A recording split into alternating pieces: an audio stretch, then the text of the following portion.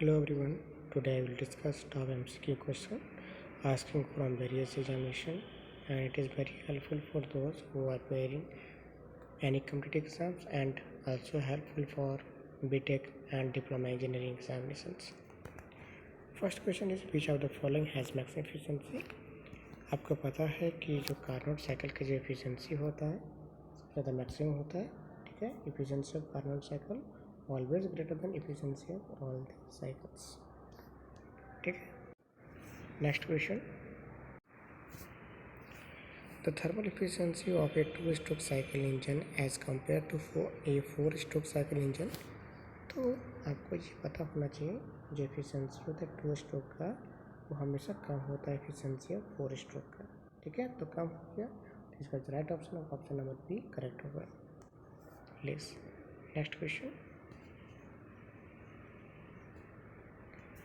the order of values of thermal efficiency of Otto, diesel and dual cycle when they have equal compression ratio and heat rejection is given by. देखिए अगर question में equal compression ratio और heat rejection कहा जाए तो efficiency of Otto cycle always greater than efficiency of dual cycle always greater than efficiency of diesel cycle, ठीक है. तो इसका जो right option number A correct होगा. अगर इस क्वेश्चन में यहाँ पे मैक्सिमम टर्म रहता, ठीक है, अगर कंप्रेशन रेशियो इक्वल नहीं होता मैक्सिमम टर्म रहता या कोई भी कंडीशन रहता उस केस में ऑप्शन नंबर सी करेक्ट होगा. लेकिन इस क्वेश्चन के लिए कंप्रेशन रेशियो इक्वल है और हीट रिजेक्शन इक्वल है तो एफिशिएंसी ऑटो साइकिल सबसे ग्रेटर होगा, ठीक है. Next question, the efficiency of diesel cycle approaches to Otto cycle efficiency when. देखिए अगर दोनों एफिशिएंसी कब बराबर होगा जब डीजल साइकिल का कटअप रेशियो मेरा 0 हो जाएगा तब ये ऑटो साइकिल के एफिशिएंसी को अप्रोच कर लेगा.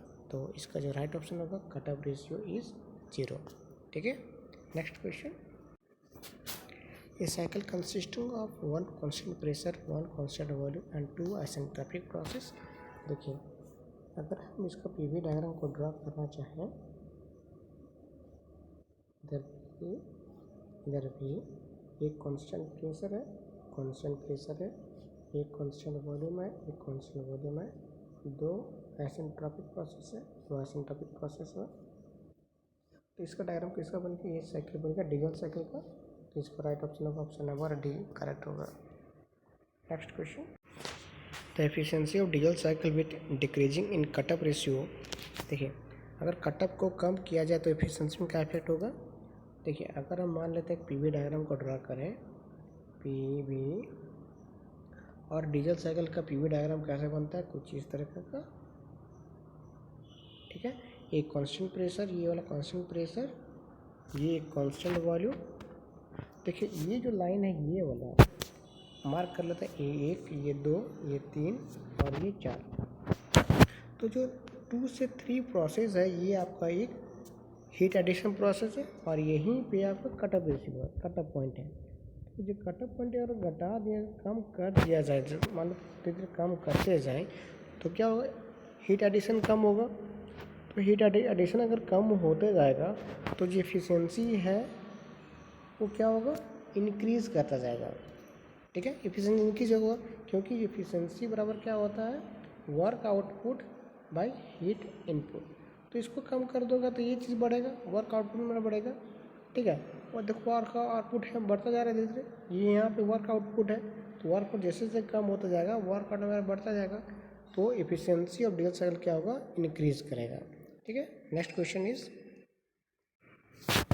The constant volume cycle is known as. Constant volume cycle को क्या बोलते हैं.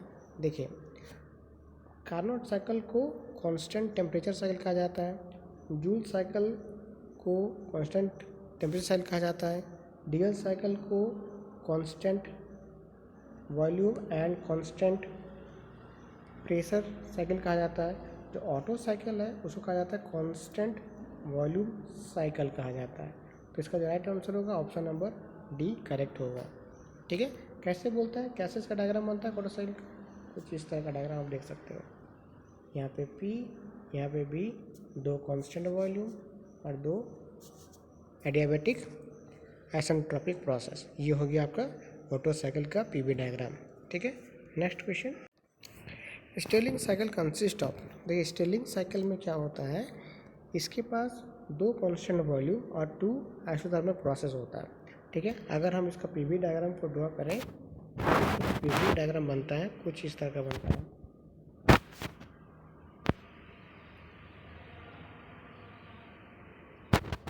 ये पी, ये भी, इसके पास 2 कांस्टेंट वॉल्यूम और 2 आइसोथर्मल प्रोसेस हो गया। तो इसका जो राइट ऑप्शन होगा ऑप्शन नंबर बी करेक्ट होगा। तो Stirling cycle 2 constant volume and 2 isothermal process होता है। ठीक है, नेक्स्ट क्वेश्चन।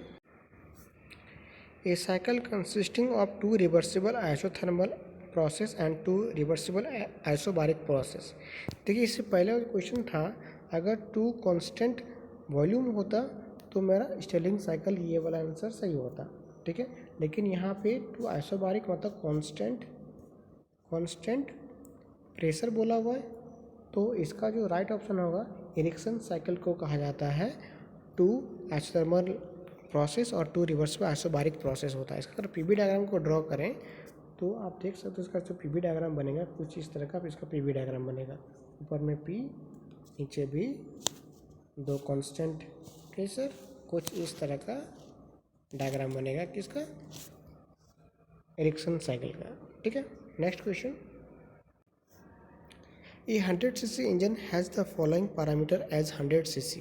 देखिए जो कोई भी गाड़ी में कोई भी इंजन में देखिएगा बोला जाता है कि 150 cc का है, 100 cc का है, 1000 cc का है, 800 cc का है, 300 cc का है।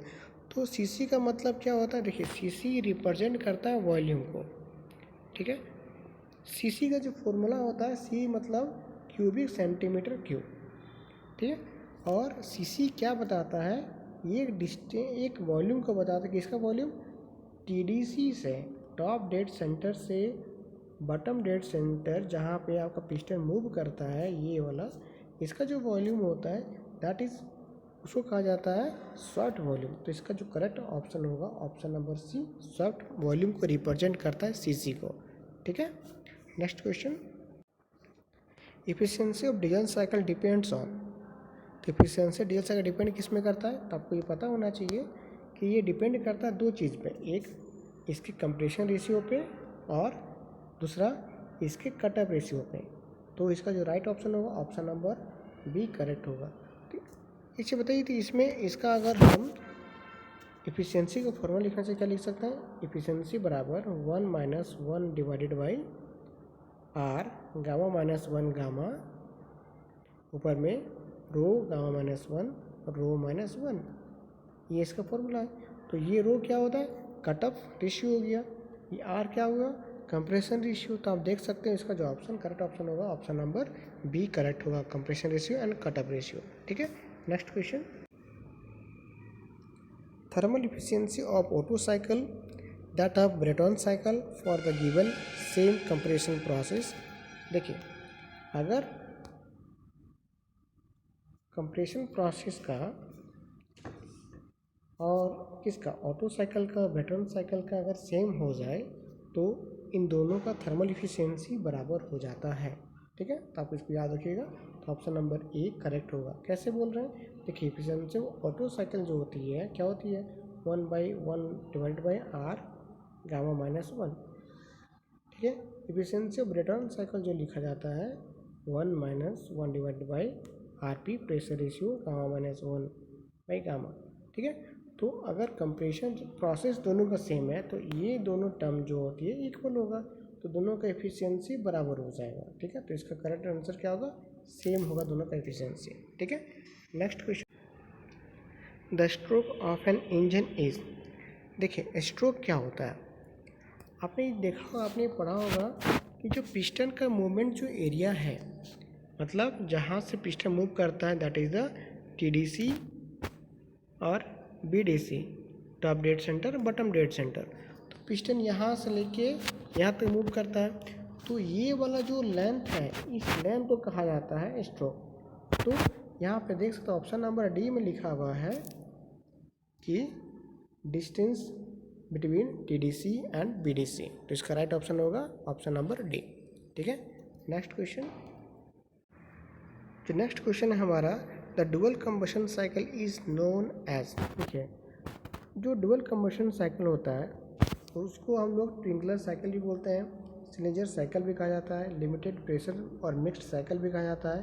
तो इसका जो राइट ऑप्शन होगा ऑप्शन नंबर डी करेक्ट होगा। ठीक है, इसको आप याद रखिएगा। नेक्स्ट, यहाँ पे एक न्यूमेरिकल दिया हुआ है कि जो स्ट्रोक वॉल्यूम कितना है 300 सीसी, क्लियरेंस वॉल्यूम दिया हुआ है 20 सीसी, कंप्रेशन रेशियो क्या होता है। तो आपको पता है कंप्रेशन रेशियो का जो फॉर्मूला है total volume divided by clearance volume. Total volume में क्या क्या आता है, short volume plus BC divided by VC।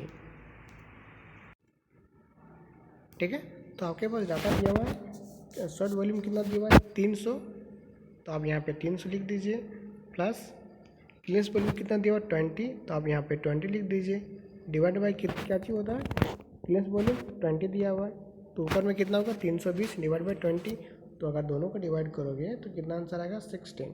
तो इसका राइट ऑप्शन होगा ऑप्शन नंबर ए करेक्ट होगा। ठीक है, नेक्स्ट अगला जो क्वेश्चन है हमारा, if clearance volume of IC engine is increased the compression ratio is. देखिए, जो कंप्रेशन रेशियो जो फॉर्मूला है R बराबर total volume divided by clearance volume. तो अगर हम इस चीज़ को इंक्रीज़ कराएं तो कंप्रेशन रेशियो क्या होगा, डिक्रीज़ होगा।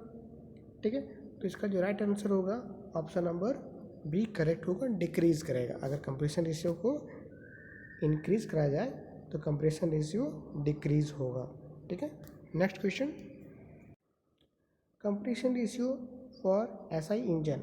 अगर हम स्पार्क इंजन का बात करें, ठीक है, स्पार्क इंजन का बात करें तो उसका जो कंप्रेशन रेशियो जो रेंज है वो 6 to 10 के बीच होगा। तो इसका राइट ऑप्शन होगा option number A 6 to 10। Next question है, the compression ratio for diesel cycle is. The compression ratio diesel cycle का जो कंप्रेशन रेशियो होता है वो आपका SI इंजन से ज़्यादा होता है। ठीक है, CI इंजन से कहा जाता है। तो इसका जो कंप्रेशन रेशियो है कितना होता है, 15 से 20 के बीच होता है कंप्रेशन रेशियो किसी डीजल इंजन का या कंबशन इंजन का। ठीक है, next question, with increasing in the intake air temperature of IC engine it's efficiency will. देखिए, अगर इंजन का इनटेक एयर प्रेशर का एयर का टेम्परेचर अगर बढ़ा दिया जाए तो इफिशियंसी में क्या होगा, तो याद रखिए इफिशियंसी हमेशा डिक्रीज़ करेगा। तो इसका राइट ऑप्शन होगा ऑप्शन नंबर बी। क्यों डिक्रीज़ करेगा, वो देखिए, अगर एयर का टेम्परेचर इंक्रीज़ कर दिया जाए, ठीक है, तो इसमें डेंसिटी चेंज आ जाएगा। तो डेंसिटी का अगर चेंजेस आएगा तो सक्शन में जो सेक्शन है उसमें भी इफेक्टेड होना स्टार्ट करेगा, तो उसका जो इफिशियंसी ओवरऑल इफिशियंसी है वो डिक्रीज़ कर देगा। तो इसका राइट ऑप्शन होगा ऑप्शन नंबर बी। ठीक है, नेक्स्ट क्वेश्चन, जो नेक्स्ट क्वेश्चन हमारा, the fuel air ratio of the petrol engine is controlled by. देखिए, जो एयर फ्यूल रेशियो जो कंट्रोल करता है, एयर फ्यूल रेशियो कंट्रोल करता है किसी पेट्रोल इंजन में, तो याद रखिएगा कार्बोरेटर क्या करता है, उन दोनों को एयर फ्यूल को कंट्रोल करता है, कितना हमको उसका भेजना इंजन के अंदर कितना नहीं, सारा कंट्रोल किसके पास होता है, कार्बोरेटर के पास होता है। तो इसका राइट ऑप्शन होगा option number D, carburettor correct होगा। ठीक है, थैंक यू फॉर वॉचिंग।